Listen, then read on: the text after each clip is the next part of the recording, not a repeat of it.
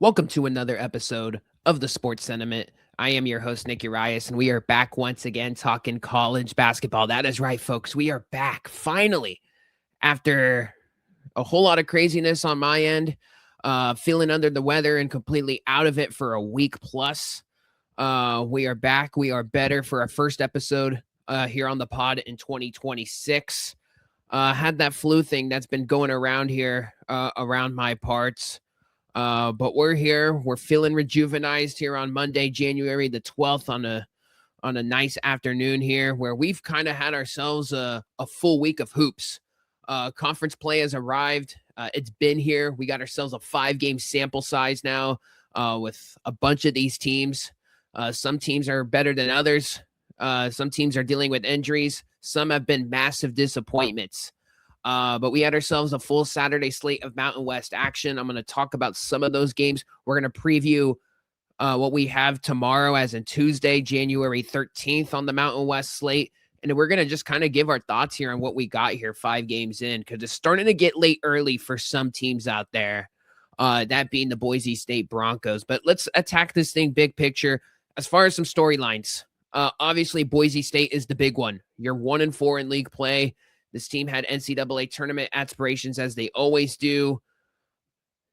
You know, it's not looking good for the Broncos if you've certainly watched their games. Their 25-point loss to Utah State, their 17-point loss to Grand Canyon. It has been a disaster, and losing both of those games at home where you really never dictated the pace, really never showed any fight at all.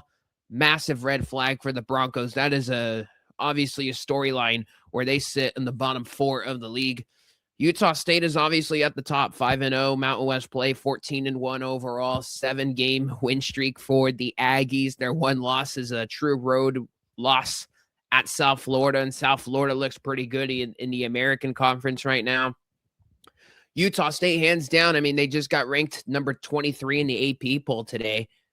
Hands down the best team from top to bottom. Now, what the thing is with Utah State, and we'll certainly get into Boise and San Jose and along with several other teams here in the league, Utah State, what stands out to me, not only how good they are offensively and defensively, but how they're just coming in here and really dictated every single game that they've played, whether it's at home or on the road. Obviously, there's going to be some situations where I want to see them versus San Diego State and New Mexico and Nevada. But, 2 weeks ago, they played San Jose State. San Jose came out there guns blazing, short-handed, hit 11 threes in the first half. They trailed by 3, and then they just find a way to, put it together in the second half. They won the game by 18, but, man, did they cook the books in that one. They dominated Air Force, winning by, 30 the other day on this past Saturday. They just got their body of work. There's just really hasn't been a letdown for this team. Outside of that one little stretch there, when they had the overtime win versus Montana State and then the South Florida loss, they've kind of figured it out. And you're starting to see that their depth has really taken over. And when they played San Jose 2 weeks ago, there was a lot of players struggling in that game, despite them hanging 48 in the first half and doing some really good things. But when they, when Drake Allen, they're trying to figure out different lineups in certain games. And, Drake Allen is still really effective.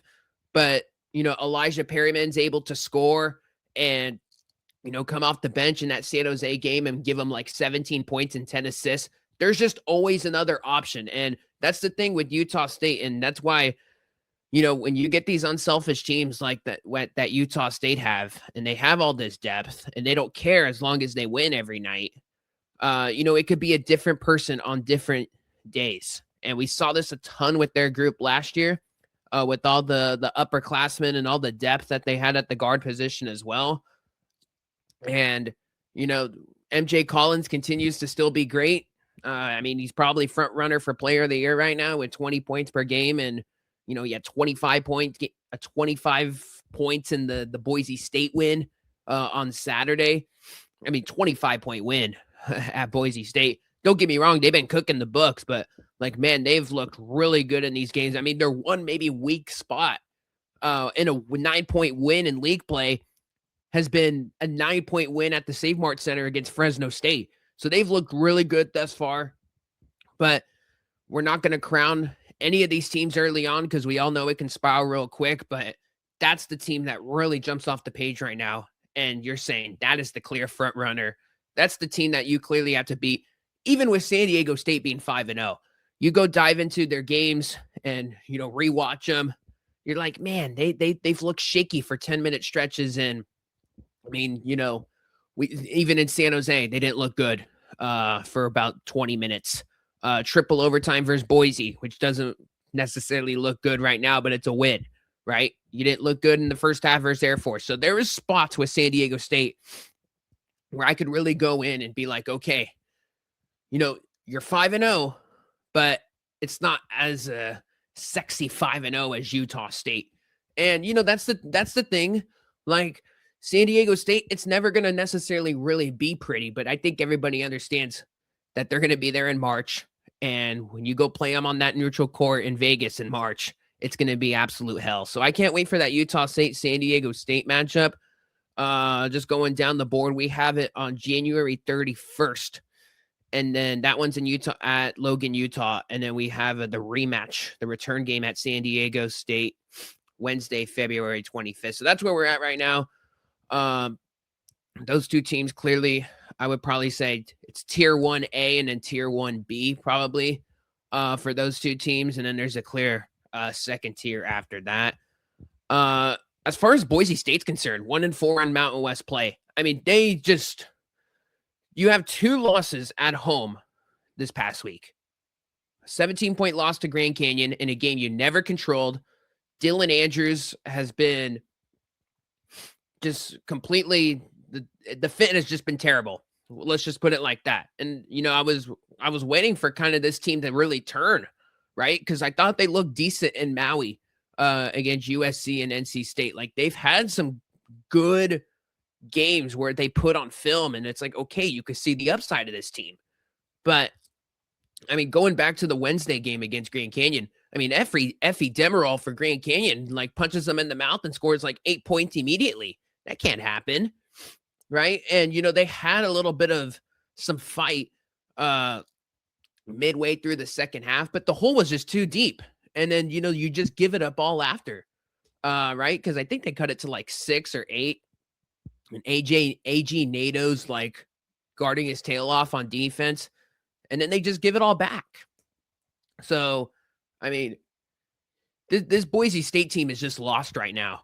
And like, this is very reminiscent of the Nevada team last year, where they started out 0-4 in league play. You watch their games, it's clearly not right.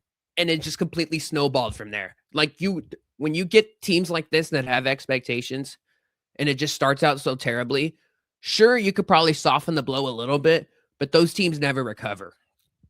And Boise State last year, they kind of had a little bit of a rough start, right? Because they started out 2-3, 2-4 in Mountain West play, I believe. But they lost those games close. Like, Kyan Evans hit a left wing 3 on them in Fort Collins. Like, they just lost tough, close games. They were in those games. But this year's team's just different from the standpoint where you're getting killed by 15 plus at home and the crowd's completely out of it. And that's a big thing with Boise State too right now. The crowd is completely gone. It's gone. It's been like 2 years now where, they just don't really have the same home crowd environment that we've been accustomed to seeing. And I have to say, it's a very tricky time of year right now with these home teams just across the sport. Because all the kids are gone. All the students are still on Christmas break. They're not coming back for the most part, till the back end of January. So these home courts are not necessarily that lit, even though Grand Canyon looked incredible this past Saturday versus San Jose. But they're one of the few outliers probably with Utah State and, when you play a rivalry game or two, in the sport. But Boise's completely lost right now. They got a whole lot to clean up. I don't know if it's going to get cleaned up, but let's give Grand Canyon some credit. This team's 3-1 in the Mountain West, and they got 2 early road wins in league play. Like, going to Boise and going to Colorado State's not easy. I don't care if Colorado State to have that many people in the building. That's a tough place to play in. Or excuse me, not Colorado State, but who in the heck did they beat on the road? Grand Canyon beat somebody on the road. They lost to Colorado State at home. That's who it was. They won at Wyoming. That's where it was. And Wyoming doesn't have the greatest crowd. I understand that. They're starting to get some more butts and seats there this season. But you get 2 games on the road in this Mountain West Conference this early on. Major kudos. This team's starting to put it together, but to me, it's their defense, as I mentioned early on. Like, defense is going to travel. Defense will travel on the road in this league. And Nana Owusu-Unane is a big part of that. Henley can certainly get in your grill. Like, they just team defense across the board with their 8 rotation guys is really good. And you saw that. Like, they shut down Wyoming in their Mountain West opener. And, they went through it against Colorado State because they almost recovered, but the hole was just a little too big for them to climb back in. But then you go on the road at Boise. You really rely on your defense in the second half when you're not getting calls either. I mean, I thought that was a bogus flagrant one on last Wednesday that went against them. Like, there were some calls where you're like, what the hell is this, right? And that's the thing that you're just not going to get that many calls on the road. Like, they're going to just favor the home team. So, and they rallied. So, Jaden Henley hit some big time buckets for them late. Owusu-Unane hit a massive side pocket 3 for them as well. So, Grand Canyon's moving. And I'll tell you what, if their crowd is jumping like it was on Saturday for San Jose, there's not going to be many teams that beat them in that building either. So, they got themselves a tough test coming up. We'll talk about it in a moment or two. At New Mexico on Tuesday, January 13th, tomorrow. As we're here recording this on a Monday. As far as San Jose State's concerned, let's dive into that. 0-5 in Mountain West play. This team is just so banged up right now. It's incredible what they're dealing with under Tim Miles. I mean, they had 4 starters out.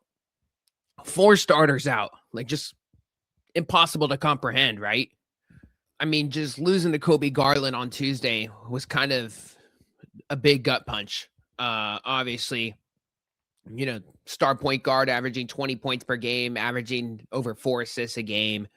Just even against a team like Fresno, that's gonna be tough to recover from. The Jermaine Washington injury, the concussion was after the Tuesday game versus Fresno. You're down Yafet Mundi. The Javon Hanna injury continue to keep him out, which right now to me is a mystery because, he was injured early on, came back versus New Mexico on minutes restriction, and he must have re-aggravated the injury. So I don't know what's going on there as far as Hanna's injury, but you're down 4 starters right now. I mean, just an impossible spot to even, I personally think, just to even stay competitive against a team like Grand Canyon, whose defense is really, really good and, typically has themselves a really good environment. And if you watched the game, you saw that was just a tough situation to be in. Because then when you're relying on Ben Roseborough, who's only practiced twice in the last month, Melvin Bell, who's continued to flash here the past, I would say 3 weeks now, and then you're relying on, underclassmen bigs and Douglas Langford and Japheth Mopadelli. Like, there is just not a lot of meat on the bone for Tim Miles right now. And then you get into foul trouble and things like that. Like, it just snowballs from there. But it's incredible what Tim Miles continues to deal with out here in San Jose. Every team just somehow gets banged up. And, I don't care who you are. I mean, it's like Utah State. You lose Mason Foslev, MJ Collins. You lose 4 starters. I mean, it's going to be really hard to win. It's going to be really hard to win. It's craziness. As far as prior to that, I mean, look, they got punched in the mouth versus Fresno early on Tuesday. Last Tuesday it was. And they just never really recovered from it. And then obviously when Garland goes down early on, but Garland was in there when they got, punched on the 10-0 run.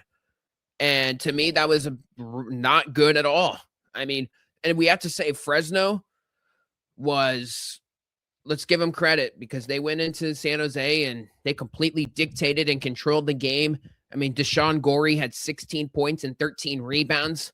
Cameron Foss was dictated the game early with his 3-point shot, hitting 3 threes for 9 points in the first half.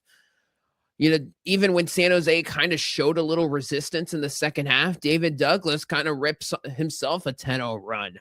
I thought it was an absolute miracle that Jake Heidbreeder, I mean, if you would have told me, hey, San Jose is going to hold Jake Heidbreeder for 6 points, 2 for 11 shooting, and 0 for 6 from 3, I would have said, first of all, that's the worst performance he'll have of the year.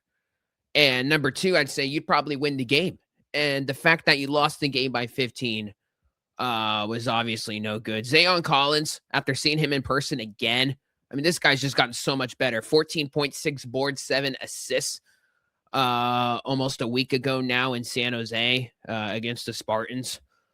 I mean, he looks really good, just navigating screens. Everything that we've talked about with Zayon Collins on this podcast, he completely translated in person. When I ultimately saw him, last week early on. But for SJSU right now, outside of, just get healthy. Like, you got to get healthy. And I think this game versus Air Force, which, we got the point spreads out. When you see they're a sizable 9.5 point favorite, you got to think they're getting somebody's back. But if this team wants any sort of, if they want to compete at all, they have to get Garland back immediately. It's really that simple. If they don't have Kobe Garland out there, this team's going to continue to get drilled by double digits, whether it's at home or on the road. And they're not going to be competitive because they just don't have enough depth pieces. We saw Roseboro and Melvin Bell flash a little bit versus Grand Canyon, but there's no other guards out there. Like, of course, they're going to have the greenest of green lights and get up 15 shot attempts, and the scoring's going to be there. But I want to see it when this whole team is at full strength. And I don't know if we get to full strength this year with this San Jose State team. And, everyone's probably panicking. Oh, they're 0-5 in Mountain West play. Here's the thing, and this is the way it's going to go. Like, it's not like this team was going to be a top 4 seed in the Mountain West. Like, let's just look at ourselves in the mirror and say, hey, with the Grand Canyon edition, there's one less bye, so it's the top 4. This team's not a top 4 team in the Mountain West, even when they are at full strength. They're just not. So, this is a team where they're healthy and they get into the Mountain West tournament, and depending on their matchup, they win the first round game, and maybe they flash and pull off an upset in day 2. But there is some clear tiers. There is some clear separation between them and the top of the Mountain West. And, I think we just got to be completely real with ourselves, because there's too many flaws, even when this team is at full strength. To me, it's on the defensive side of the ball. I mean, they just can't guard a nosebleed with this team. There's too many defensive breakdowns. For me, being at the games in person and hearing them seeing that courtside, there's not enough communication. We know that this team could score. I mean, we've seen it with Tim Miles teams in the past, right? It's the defensive side of the ball where they either don't have guys that can stay in front of these terrific players in the Mountain West, and I'd say in particular the guards. Like, the guards are just so talented, or the bigs are just, they're too bulky and big, right? Like Jaden Ledee, I remember a few years ago, like, they had no answer for the dude, and a lot of people didn't have answer for him. But some of these guys are just, they're in a different league. They're in a different league. Like, some of these players, like when you see what San Diego State has, like Magoon Guath, no one can really stop Magoon Guath, right? For San Diego State. Like, there's certain players on certain teams where you're like, yeah, you don't belong here, right? Like, you probably belong in the Big 12 on Texas Tech or Houston. We're just going to keep it real. And, San Jose State and, some of the middle to bottom tiers in the league just don't really have the athletes to bang and bump with those guys. And, man, it's a tough spot right now for San Jose State. I mean, And there's no guarantee they beat Air Force. And I know Air Force hasn't had a pulse in over a month now, but I mean, man, would that certainly be rock bottom for this team? I mean, you got to hope that they get it done there, no matter what they bring out. But that's going to be a tall task. That's going to be a very tough task. If let's just say they're down 4 starters again, and they play and host Air Force tomorrow night. I want to go back to our little graphic here with the standings, just to talk about a few more teams. I want to address Nevada. They're 4-1 in Mountain West for what this team was a year ago, right?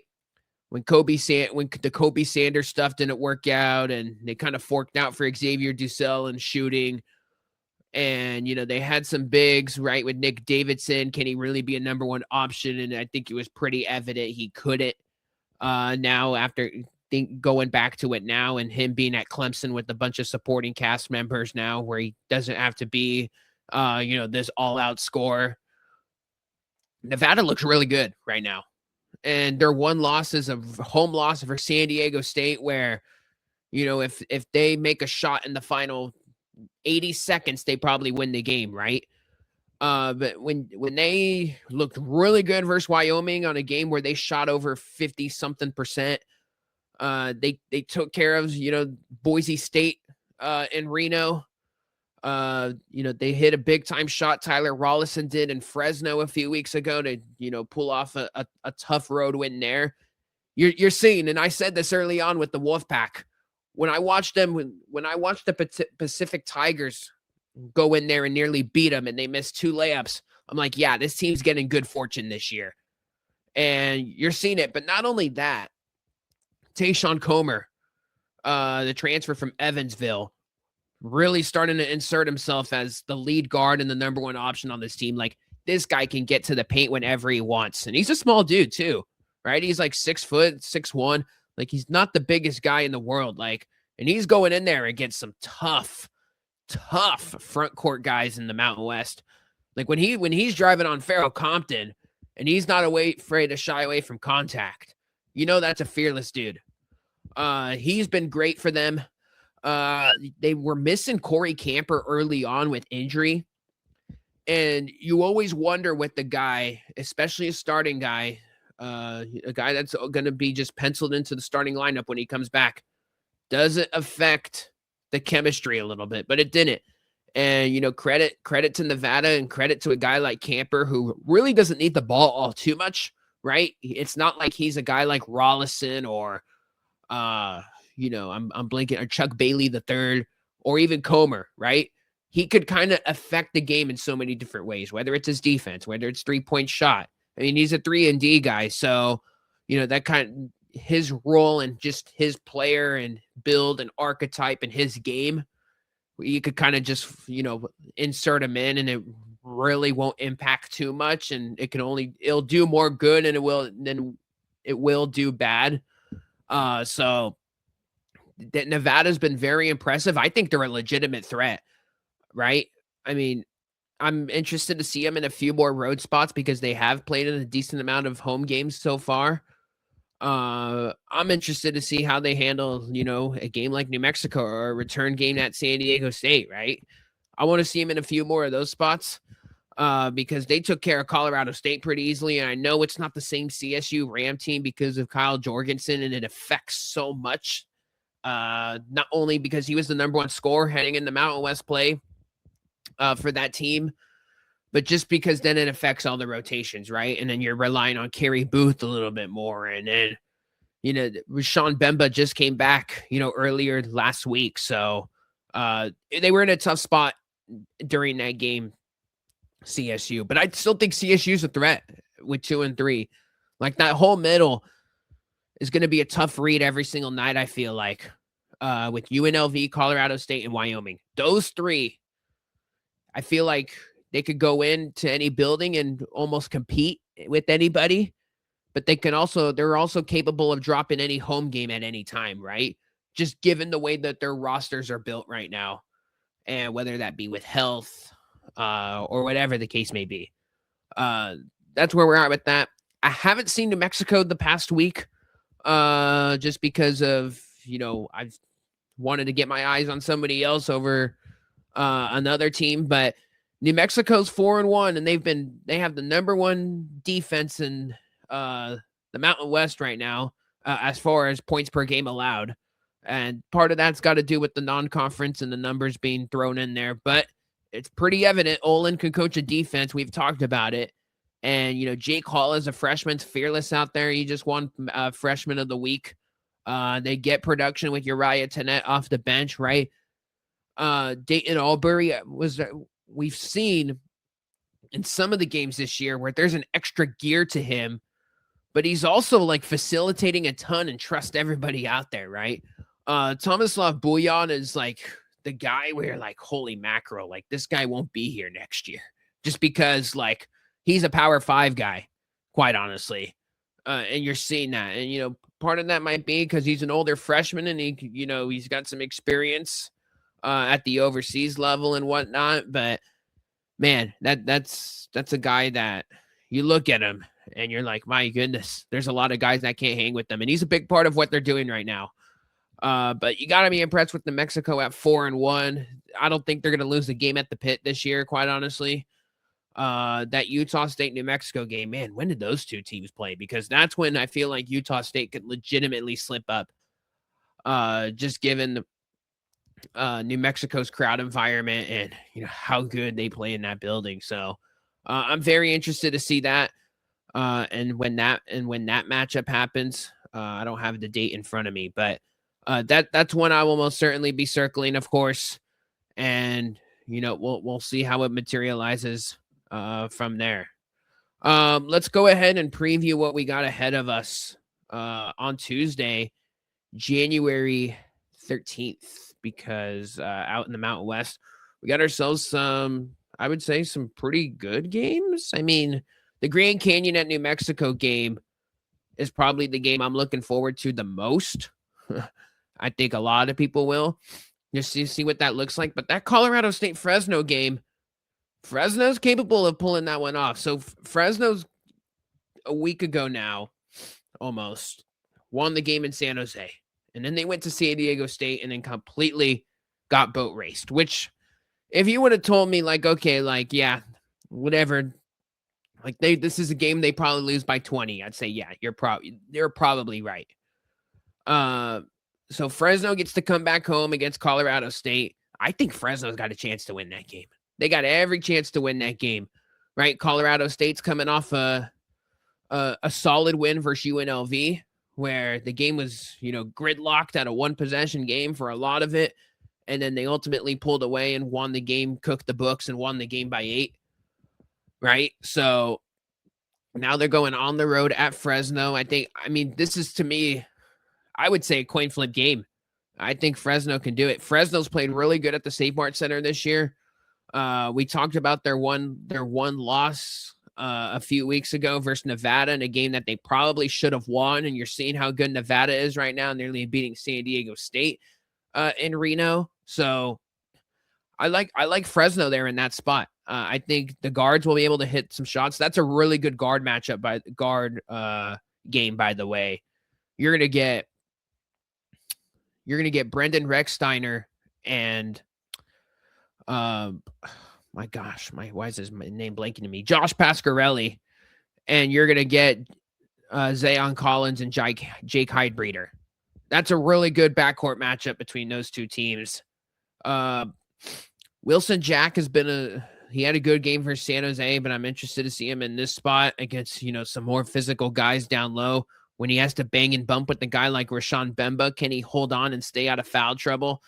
I'll be certainly paying attention to that, of course. But that should be a really good game in Fresno. I think Fresno's got every chance to win it. Probably the game of the day is Grand Canyon at New Mexico. Grand Canyon, they're coming off the 17-point win versus San Jose, where they were in cruise control, just given San Jose's injury report. Earlier in the week, they went and, prior to that game versus San Jose, they beat Boise State like we talked about. But this is a different beast. This New Mexico team, I think New Mexico is going to win this game with margin. I think they'll pull away. It's tough to win, when you go on the road twice in a week. Very difficult. This is gonna be the third game in 6 days for Grand Canyon. I mean, I think this is a game that they drop. I'm very interested to see, right, for New Mexico, like, or, Tomislav Bouillon again.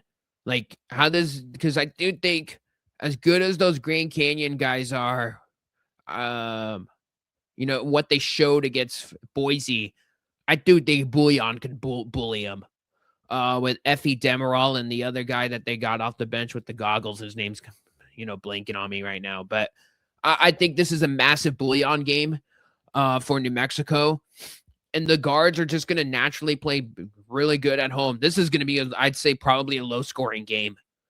Right. I'd expect Grand Canyon's going to have trouble scoring, but their defense is going to kind of, keep them in it for some stretches here. I expect New Mexico to pull away. This is, to me, probably like a 62 to like 60 game, something along those lines. It'll be low scoring in what Vegas believes. But I think New Mexico ultimately pulls away, wins this game by double digits. But yeah, should be a good game. New Mexico will be on fire as it always is. And I think New Mexico's gonna be 5-1 in league play. That's really good stuff from the Lobos. Air Force and San Jose State. This is going to all be dependent on the injury situation for San Jose, which your guess is as good as mine right now as we sit here on a Monday. Wasn't near the team, hasn't been near the team. I have just because I've been, on the shelf for nearly a week. So San Jose State, I see they're an 8.5 point favorite right now versus Air Force, which, I mean, based on that number, tells you they're going to get some people back. But again, I mean, San Jose better win this game. They got to win this game. I mean, you're 0-5. Both teams are 0-5 in league play. But at least, for San Jose State, when they have had bodies out there, they've been competitive in more games than compared to Air Force. Air Force, outside of a half against San Diego State, they've shown me nothing. They've shown me nothing with their pieces right now. So San Jose State, you got to win that game. If you could win it by margin and, I think it'd be better. But this is all about just getting reinforcements back. I'm interested to just see who's out there, who looks good from the guys that haven't played the last week, and are they productive? That's what I'm looking for from San Jose State, because this group has to get healthy. They got to start logging some minutes with each other once again, start reestablishing that chemistry, so ultimately, you can have a wild card in the Mountain West tournament in March, because I think some people do believe that. But again, we have yet to see it a ton, throughout this season. It's just a wild scenario out there in the Bay Area right now. And then finally, to round it all off, well, I mean, this might be the most intriguing game of them all. If you ask me, with Boise State and UNLV, Grand Canyon, New Mexico is probably the most sexiest game, right? Just from a record standpoint. But I think Fresno State has a chance to be your potential live underdog on this card tomorrow. And then you get Boise State and UNLV. I mean, you get the ultimate reckless bunch with the Rebs. And then you just get this Boise State team who really just hasn't shown you anything over the past week and a half now. And now I see they're a road favorite at UNLV. I mean, wow, this is going to be a wild game. And by the way, that Boise State team, I mean, they had one good half for San Diego State too, where they hit all their threes, but they were down 24 in that game. So their data points are just not good at all. And they're favored on the road against UNLV. I mean, this is, and again, anyone that's followed the UNLV program, this would in this spot be a get up situation for them, where you get a monster game with Kamani Hamilton, and Dre Gibbs Lawhorn goes nuts, and they find a way to win the game. But I don't know what to make of this thing.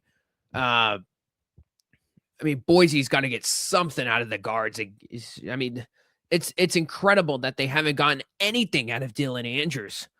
And, they're starting AG NATO now, but Is this maybe a spot where Javen Buchanan and Andrew Meadows saying we got to take all the shots here and will our team to a victory?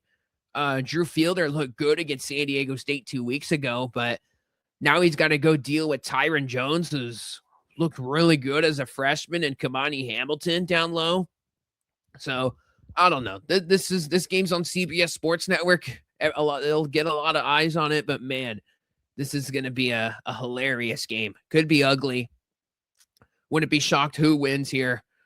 I'm more so just looking to see if Boise has anything left here with their backcourt, because it's just been dreadful in that regard. The fact that Dylan Andrews has 2 assists in 2 games, that is inexcusable. For one of their top transfer portal gets as well. That just can't happen. It's flat out can't happen. And Leon Rice, after the Grand Canyon loss, called out everybody. It is rock bottom right now for Boise State. So we're going to see where they go from here. Potentially a get-right game for UNLV. Should be a fun watch regardless of all of that. But that's going to do it for us here on the podcast. Just wanted to come on here, reset some things, pull up the standings, talk about some teams, where we stand. Look, we're in mid-January right now, and things are going to start to heat up once again. They've already been heating up, but we're getting ready to go. College football's winding down. We got the national championship in a week from now. And then we're going to be full on ready to go for hoops. You're going to get a lot of people, a lot of the college football crowd start to jump on the college basketball bandwagon, which, hey, there's plenty of room for it. Plenty of room on it. Especially in the Mountain West, right? Where these games are lit and the crowds are rambunctious, and you get a game like San Diego State and Boise State a couple nights ago, where it's just an absolute theater, right? So, and both teams are going back and forth, and the game's in 3 overtimes. We haven't gotten one of those games in 2 weeks now, but I think we're going to be due for one this week or the next week. So, again, keep it locked in here on the Sports Sentiment Podcast. I'm going to start getting things underway here now. Not that I'm kind of starting to get back into it myself. Just from a physical and energy standpoint here on my end. So look, we're ready to rock and roll. We're going to keep it going. Enjoy the week, everybody. Enjoy the games. We'll catch you on the next one. Once again, I am your host, Nick Urias, and be sure to subscribe wherever you get your podcasts.